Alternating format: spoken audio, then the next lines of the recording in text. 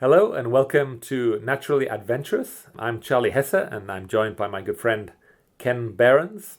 Today we have our fourth podcast and Ken will be giving us some of his best birding experiences of his life. We're going to start just reminding you of our virtual tours that we've been doing. So if you haven't checked those out yet, please check them out at tropicalbirding.com/virtual-tours. Or you can just Google virtual tours and we will come up. We also wanted to tell you about an upcoming series that we've started to make, which is some online tutorials about birding skills. And we're calling this the Online School of Birding. And we're going to be teaching you all sorts of useful birding skills. So that's coming soon. You'll hear more about that in a later podcast. It'll be travel stuff, photography, and birding. Some things that'll apply to anybody, some that just apply to traveling birders, some just to photographers. Great. So we're going to kick off with some corrections from last week, I believe, Ken. Yeah, well, one correction. I definitely misspoke when I was talking about the Horned Guan site. I called it Las Tuxtlas, but that's completely wrong. The site is called El Triunfo. I don't know how that slipped my mind, but just wanted to correct that. Yeah, that's the site in Chiapas for Horned Guan in southern Mexico. Is El Triunfo. Las Tuxtlas is another killer hike in Mexico. That's probably another podcast in Veracruz. But I look forward to it. And we heard from somebody who had been to Triunfo many times, right?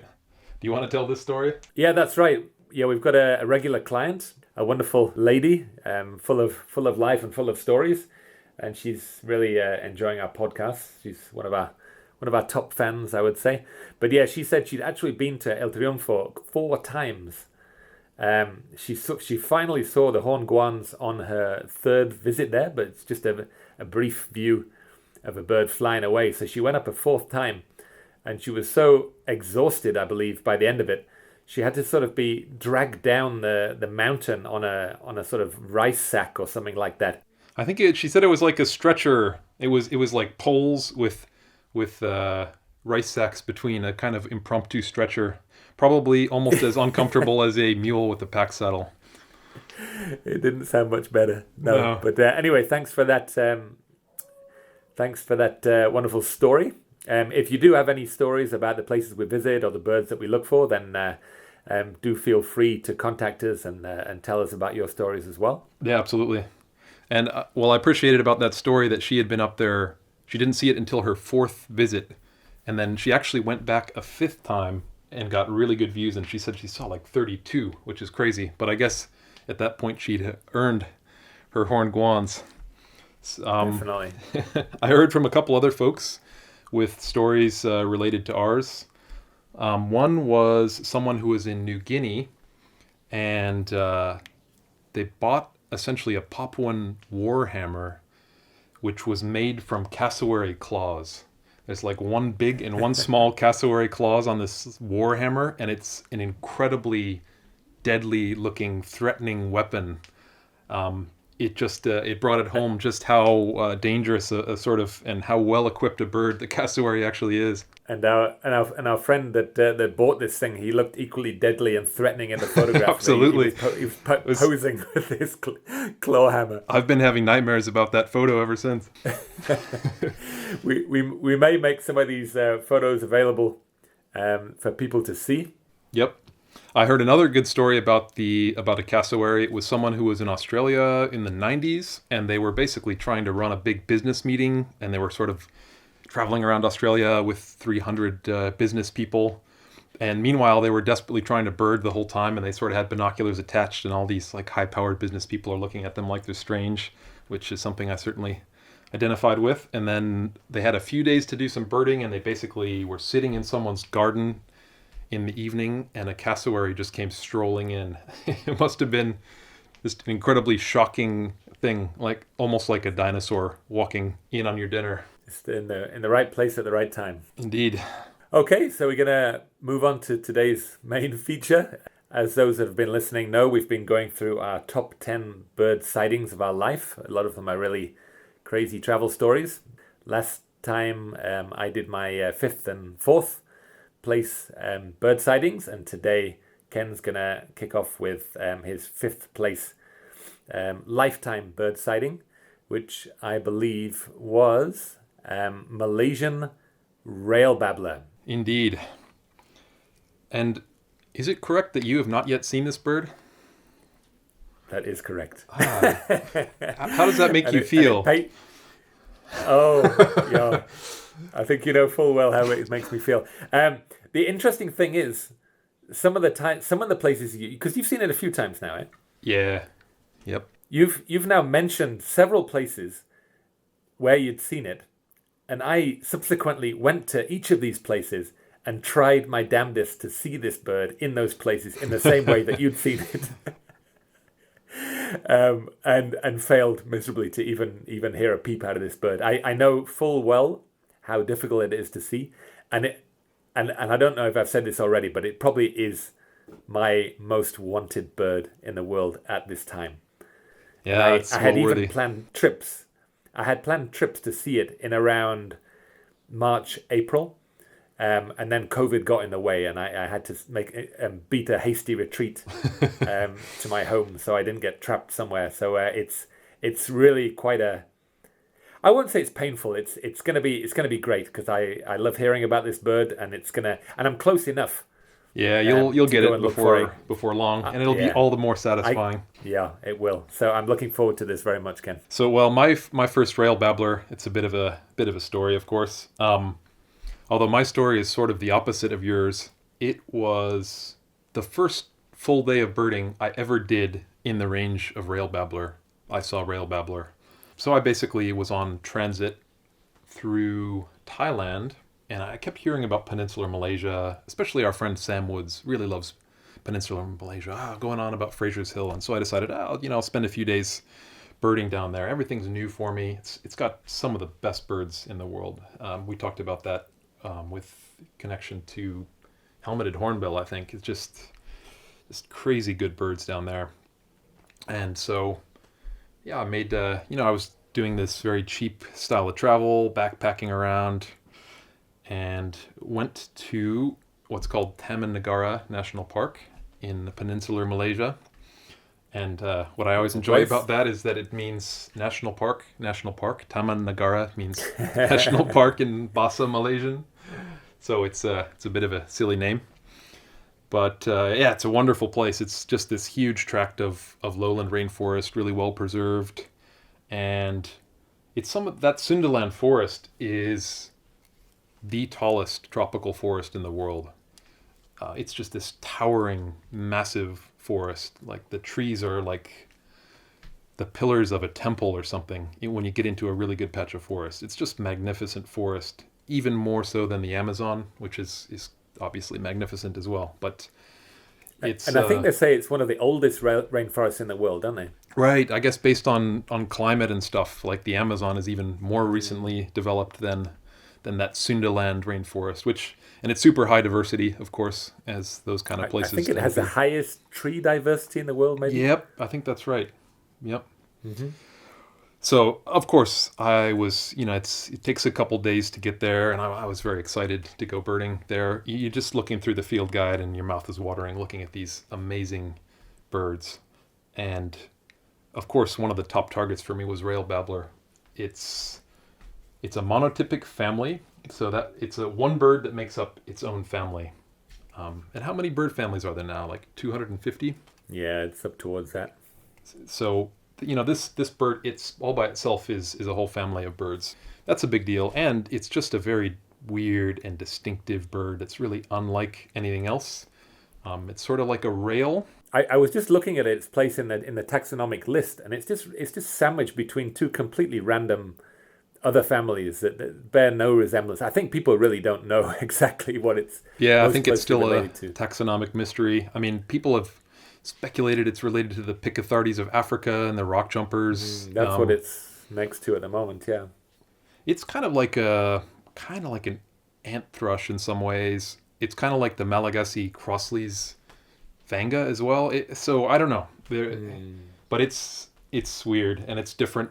And yeah, We maybe want to give it a little quick description of this bird, just for those who've yeah, never I will heard of do. it before. It's got a fairly long tail and a long neck and long legs. It's kind of rufous brown, and then the face has this beautiful pattern. It has an orange stripe, a white stripe, and a black stripe. And I think the coolest thing about the bird is that it has these like blue purple sacs on the side of the throat, and when it calls, it inflates these sacs. And I've actually been lucky enough to photograph a singing bird showing these, and I'll put that on my website, which you can check out after this episode. When it walks on the forest floor, it's kind of bobbing its head up and down in this. It looks very determined to get where it's going. It's one of these birds that very rarely flies. It just walks around on the forest floor. And so when you see it, you call it in, and it usually just circles around you. It just walks around you. It almost never flies. Yeah, medium sized, like bigger than a robin. Chunky little thing. So this was a high priority for me to see this bird on my first visit to its range. Probably my most wanted bird there. And I knew it was very tough. So my first day in Taman Negara, I had some good information from our friend Sam. And he basically told me, okay, you take this little ferry boat down river, and then you get off here. And so I basically got dropped off by a boat in the middle of nowhere in the wilderness, and I spent the entire day birding there, and it was just one of the best birding days of my life. I probably saw 50. There's just no one else in there, right? It's just well, that's actually part of the forest. That's part of the story, but I didn't see another tourist the entire day. It's just me in the forest, and I probably saw 50 new birds that day. It was just like a feeding frenzy of new birds, and I spent the entire day just birding like a fanatic. I mean, I didn't feel hunger, I didn't feel thirst. I just birded like mad. It was fantastic. And it's hard work, birding that Cinderland forest. It's like not many birds come easy. You're just craning your neck and you're looking at these incredibly tall trees. You hear barbets up in the canopy and you just can't even make them out. They're sort of up in the haze, almost up in the clouds. You've got all these like babblers in the understory, and they're all quite shy. At this point, I didn't know the vocalizations. I hadn't really studied that much, and but in some ways that actually made it more enjoyable. I was just bumping into all these cool birds. There's a whole bunch of great woodpeckers in Cinderland. I think I probably saw 6 or 7 new woodpeckers that day. Wow. So prior to seeing the rail babbler, I was just in the middle of this frenzied birding day, and I was walking along the trail, this narrow forest trail, and I would suddenly ask myself, when did I walk through water? I couldn't remember having been through a stream crossing or having slipped into a river or anything, but my boot was just sloshing, slosh, slosh. Couldn't figure out what is going on here. And so I figured, I guess where this is going. You've heard these stories before. So I took off my boot to just, wring out the water that somehow got into my boot. I figured maybe it's just sweat. It's a very hot, sweaty place. Well, took off my boot and come to find I was sloshing in a pool of my own blood. And my foot was being attacked by leeches who were just rasping away at my leg. Oh, I think you've killed any possibility of any of our listeners wanting to go and check out Taman Negara now. Well, here's what I'll say. I wasn't real well prepared for the jungle, which... Did you have your trousers tucked into your socks even, or not? No. I'd heard vague things about leeches and about how terrible they were, and, I knew that people usually wore these things called leech socks, which sort of go up to your knees, and it makes it hard for the leeches to get into your boots. But I guess that day I learned why people wear leech socks. I'll never forget that lesson. So those bites that I got on my legs, they itched for something like 6 months after that. Ooh. I mean, they just They're itchy for a long time, eh? Oof. Yeah. So that's the worst part of them, I find. I don't mind the blood, it's just the itchiness afterwards. Yeah, they really get me. So I paid the price for the rail babbler. It was well worth it, though. So basically, I was desperate to see rail babbler. I was just birding like mad all day.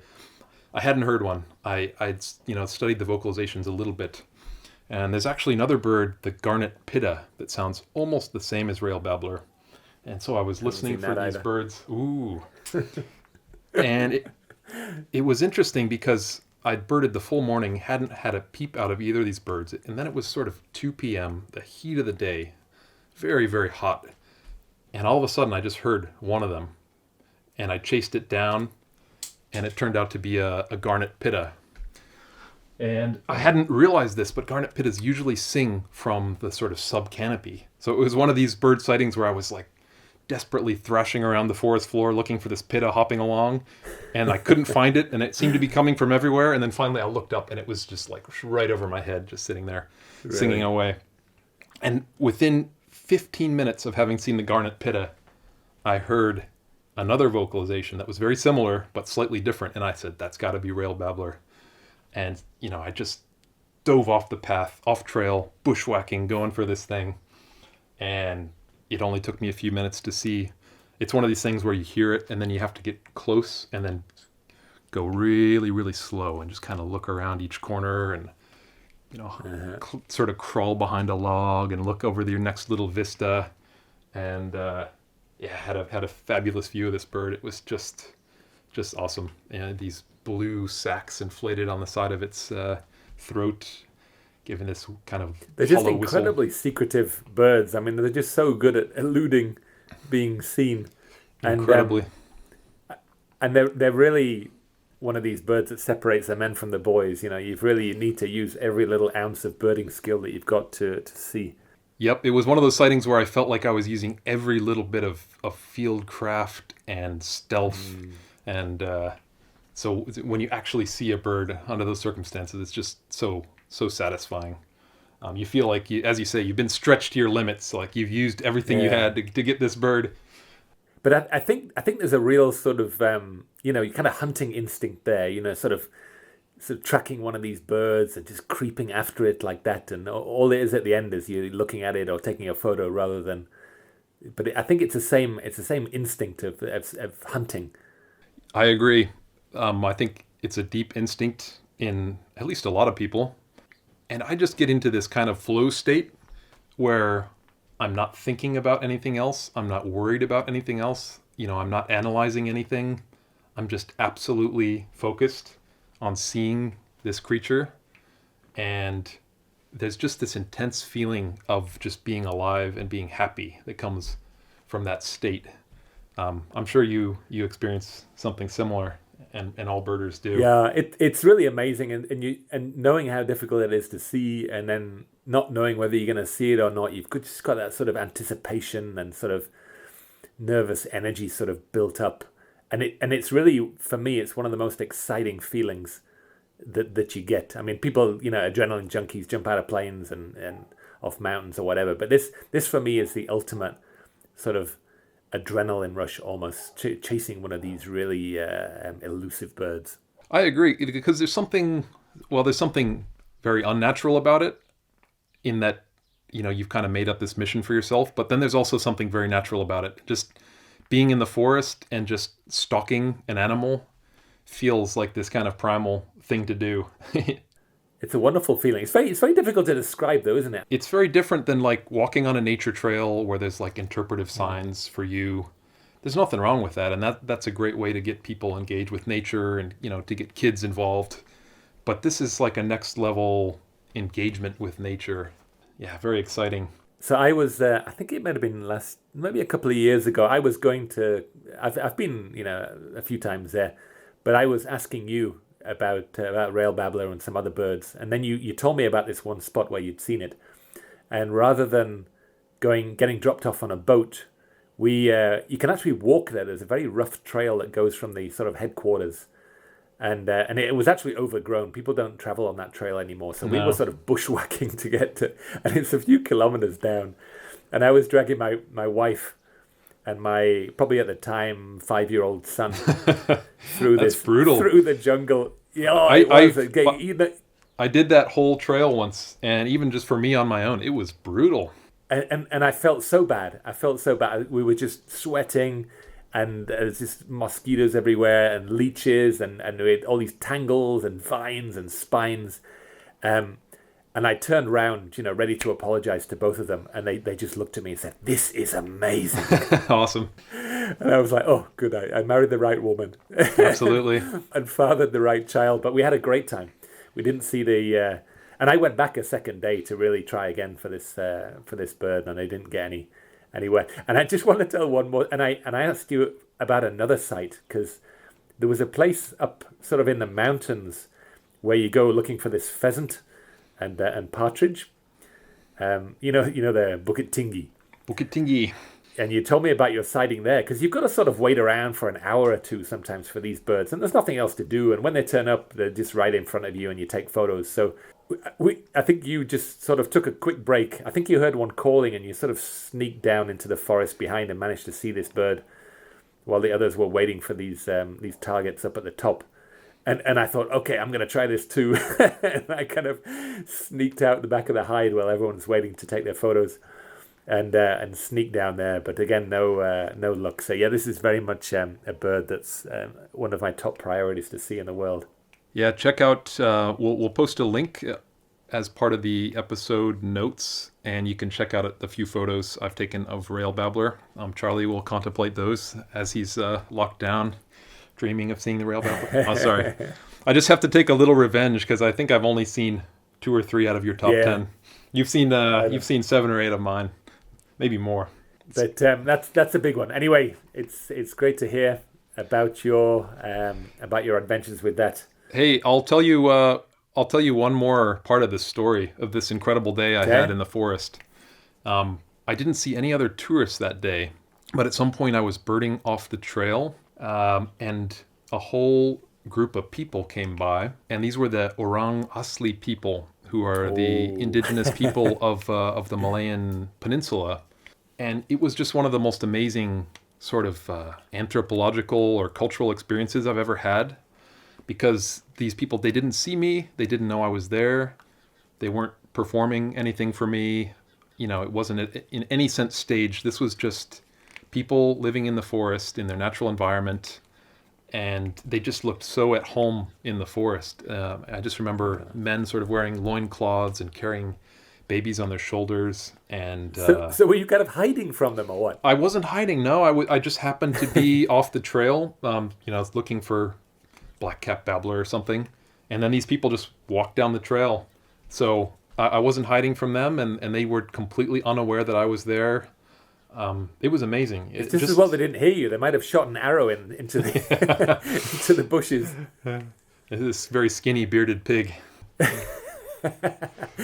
So I did some research in Peninsular Malaysia many years ago, and I was doing mist netting in this one wildlife reserve, and I had this group of Orang Asli coming by, and I was just sort of sat next to my net, like on a log, processing this bird, measuring its wings and putting a little band on it, and they were like, oh, and they were trying to get me to give them the bird so they could eat it.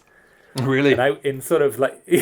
And I think I had a few birds like in bags, and they were like, no, and of course they didn't speak a word of English, and I didn't speak a word of their language, and they were sort of motioning, that they wanted to eat these, and I was like trying to motion that I was putting bands on their legs and releasing them, and they just found this very bizarre thing to do, but in the end they just sort of shook their heads and walked off into the forest. I can imagine. Yeah, it amazes me that those Orang Asli people are still there. Peninsular Malaysia is just very densely populated and quite developed. It's amazing that they're still there and living this authentic hunter-gatherer lifestyle, at least some of them. I know some have sort of adapted to modern life, and I'm sure some of them probably live in the big city these days. But yeah, that was an amazing thing to see those folks. And I guess I felt some kind of affinity in that I'd just been sort of madly hunting these birds, and of course I was just doing it to see them, and they do it for sustenance, but felt some kind of connection. Yeah, it's an amazing place, and it's rather sad as well. I mean, people may have heard of the conservation issues in the region. They plant a lot of oil palms, and they chop an awful lot of rainforest down. And I actually went the first time probably 20 years ago into Taman Negara. And all the way down the river, it was all, you just see forest all the way down. And then I went the last time, probably 2 or 3 years ago, and it was just it was just oil palms. A lot of it was oil palms, and only when you got very close were you sort of seeing the beautiful rainforest. So it's really under threat. Yeah, I was there last year, and even compared to my first visit, it was more deforested, more oil palms. You really didn't see forest until you got all the way to the national park. And even at the national park, it's only on the park side of the river that there's any forest. It's a bit depressing. I will actually be returning to this area on one of my final birds. So yeah, I'll be talking a little bit more about it then. Okay, shall we move on to your next bird, Ken? Indeed. Yeah. Okay, I think we can fit one more in. So this is another one that I haven't seen. I haven't done a lot of birding at high latitudes. I mainly sort of tropical based, but this is a really spectacular bird, and it is one that I really do want to see in the end. And I've actually only been to look for it once, and I didn't see it. So this is the amazing great grey owl. Yeah, such a great bird. I would say it's one of the ultimate northern birds. It's this huge owl. In terms of total length, it's one of the biggest owls in the world. It's not actually that heavy because it's mostly just fluff. It's got its own big down jacket. It's got this big puffy round head with this very intricate fine barring on the facial disc. It kind of looks like smoke come to life to me, the great gray owl. It just belongs like sitting in the top of a spruce tree next to a cabin somewhere in the remote like boreal forest. But of course, this is a bird that every birder wants to see. And there's a little bit of a backstory. This was actually when I was in university. A northern hawk owl showed up in upstate New York, which was not too far away. So a friend of mine and I, we were both birders, we decided, let's go chase this hawk owl. And I'm not much of a bird chaser, but I really wanted to see a hawk owl. We basically drove 8 hours. We missed the hawk owl, and we drove back. It was just an unbelievable, maybe it was 7 hours or something like, it was about as far away as you could be in New York from where we were. It was just an incredibly long, dispiriting, unsuccessful chase. So a couple years later, neither of us had seen a hawk owl or a great gray owl. In the winter of 2004 and 2005, there was a massive invasion of northern owls in northern Minnesota, a little bit into Wisconsin. It was unprecedented. I think there's never been anything like it in history before and since. Wow. There were around 2,000 great gray owls in a relatively small area. Wow. And there was about 300 northern hawk owls and 300 boreal owls. It was just this crazy freak event. I guess their sources of food up in the boreal woods just failed that year. The voles, I suppose, just didn't breed well. So all these birds just started pouring south. And then the geography of North America sort of funnels all these owls into northern Minnesota. So almost every year there's at least a few great gray owls in northern Minnesota, but this year there was literally thousands. So my buddy and I, we knew we had to make this road trip. So we drove up to northern Minnesota, absolutely freezing. Where did you start the trip? We started the trip, he was going to university in central Illinois. So I guess I drove out from Pennsylvania. That's already like an 8-hour drive. And then we drove up to Duluth, Minnesota. So lots of driving. And we stayed at the absolutely cheapest hotel we could find, which I think was a Motel 6 in Duluth. And I remember hearing the police in the hallway like 3 times in one night. It was not the best hotel. But man, it was worth it because we saw, on our top day, I think we saw 140 great gray owls and something like 20 northern hawk owls. It was just this bizarre, a bird that you've just dreamed of seeing your entire life is just suddenly absurdly abundant. And it was a great chance to not just see, like chase and tick and see one bird, but just to see dozens and dozens of great gray owls and watch them hunting. And I mean, they're just, a lot of them were unbelievably tame. I think some of them were quite hungry. I mean, there's a tragic side of this whole thing, which is that a lot of them got hit by vehicles and some of them just starved. So it was a great spectacle, but there was a sad aspect to it. I think the Field Museum asked people to send specimens, and they got like 130 specimens of great gray owls No that are way. in the Field Museum now. Yeah. So, yeah, well worth all the driving, an incredible spectacle.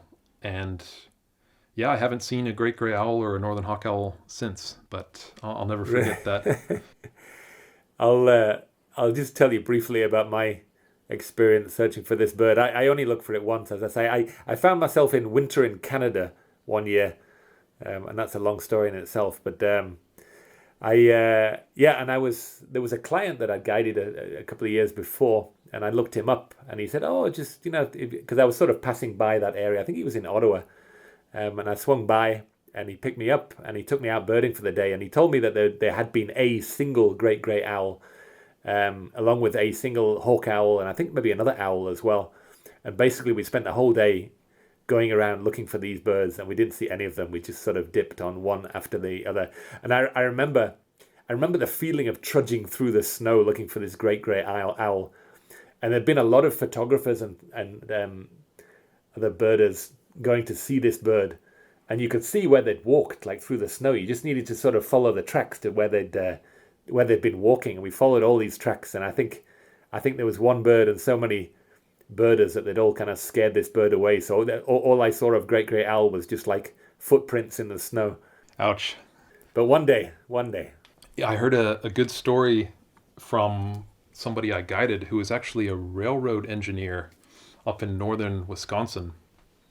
He said the normal route that he did, I guess it was maybe a couple 100 miles of track, and during that winter he would just count great gray owls. He would count hundreds of great gray Uh, owls every time he did this route.